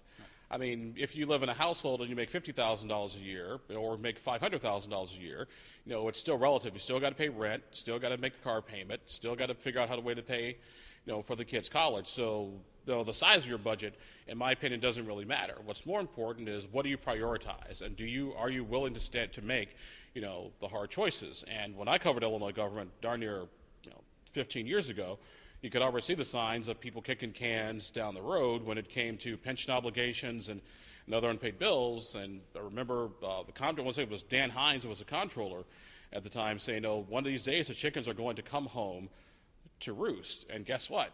Not only are the chickens here, but the roosters are here, the hens are here, and I think there are a couple chicken hawks flying over the sky right now. Yeah, and that's exactly where I want to go. We in Illinois have, as you know, a constitutional. It's in the Constitution you can't diminish the pensions. They don't have that in Indiana, right, in your Constitution. No. And what's the funding of the pensions here for state workers in Indiana? Is it properly funded? It is, I would say the best word is adequate. I mean, there's still some previous pensions from when before the state did pension reform about 20 years ago that are still out there. But one of the things that lawmakers have made it a point to do was try to adequately fund pensions as much as possible. And they also early on started moving people to 401k and alternative retirement plans. I think the challenge... How has that been received, that moving them to the 401k kind of plan? For a lot of young people, that's what they expect. I mean, I'm in my 40s right now, and I don't expect, actually I think I still have a pension from the state of Illinois for my days at the Attorney General's office. I'm not sure what it's worth right now, but it would make a nice IOU to, leave to my kids. But I do think Indiana's handled its pension problems a lot easier because when they had the money to address it and make sure everything was solvent, they did. And so unlike back home, where people, when the times were good, hey, let's go ahead and take care of a lot of this stuff now, but once again, it's all relative. Whether you make $50,000 a year or $500,000 a year, if you don't pay your bills, you're going to have some trouble down the road. Let me, something I'll tell people if they haven't been over to Indianapolis where we are taping this. I came here in 1980 for an event. It was a dirty, gritty town. I wasn't at all impressed and was happy to live. I told it was called India No Place. But you come here now, and we were just talking before we started the interview, it's a beautiful community. It's been transformed over the last 25 years or so. Fantastic architecture, just really well done communities. It's really become a show place. Is there something attitudinally, what accounts for this transformation, and how would you contrast that to the general attitude of what goes on in Illinois? One of the things that has really helped Indianapolis has been Indianapolis has always, for some reason, ended up getting the mayors that it's needed for a particular point in time. Former U.S. Senator Richard Lugar was mayor of Indianapolis. He worked to consolidate government. The following mayor after that, a gentleman by the name of Bill Hutton, who just passed away this year, really wanted to put Indianapolis on the map by making it sort of the amateur sports capital of the world, and he was also instrumental in bringing the Indianapolis Colts here. Another mayor, Steve Goldsmith, was big on privatization and modernizing government. Previous mayor, Bart Peterson, was big on development. The mayor after him, personal friend Greg Ballard, was big on the block lane and tackling the sewers and the roads and the infrastructure. So for the last 40, 50 years, Indianapolis has always sort of had the right mayor that it needed at the right time, and each one building on the previous one's success. The current mayor, Joe Hogshead, really wants to do a focus on neighborhoods now that sort of downtown has secured itself, as sort of the crown jewel of the state. So I think that's the big thing. I think, unfortunately, in some places back home, I'm thinking particularly Chicago, you've had people who have been sort of in office for so long that they kind of, instead of serving 2 terms, it was sort of 2 and done and then hand the baton over the next person. You almost sort of get in a certain amount of entrenchedness, and after a while, I used to work in government, so I think I can say this, you can't necessarily see things as they truly are because you get a little blinded and a little tunnel vision. So having that new blood every 8 years could come in really does help add new perspective and helps the city, I think, meet new challenges. It sounds like an endorsement of Governor Rauner's wanting to have term limits. And I'm not a big fan of term limits at all. I mean, Indianapolis has not had term limits for the mayor's office. You can run as many times as you want, but for most people, after about 8 years, you pretty much made everybody mad by what you've done, so you need to leave and go run for another office. This might be unfair, but let's just wrap it up. If you could wave your magic wand, or if you had the ear of people in, let's say, the Illinois State Capitol, what would be your advice to them, having been here, which seems to be a state that works? I would say there are 2 things. There are 3 things you're going to have to do, and it's unfortunate, but this is the universe we're in. As someone who is fundamentally a fiscal conservative, who is avert to almost any tax increase, you're going to get rid of your backlog of bills and get the state back to working. You're going to have to raise taxes. There's no getting around it. At the same time, you're going to have to cut spending. I mean, once again, if it's a service that you can find in the phone book, maybe the phone book or Yelp or the internet ought to be providing that service. And then I do think the good people in my home state in the land of Lincoln are just going to have a fundamental conversation about what do you expect the role of government to be, and what do you want it to do, and how much of it, are you willing to pay for? And until people are ready to make the hard choices, unfortunately, we're just kicking the can down the road. Because I love my home state, still keep place there. I was born, but not born, but grew up, and land of Lincoln, spent time north, south, east, west, all over, and it's kind of sad to watch from afar. It's like watching a really good friend who's got a drug addiction problem just sink slower, lower, and lower, and you wonder, okay, at what point does he or she hit rock bottom and say, okay, I need to pick myself up and get off the ground? So hopefully the fiscal descent, will, at least somebody will put the brakes on it. Then the great land of Lincoln will, like I said, turn itself back around. We hope so, and we appreciate you joining us. My pleasure, my friend. Thanks.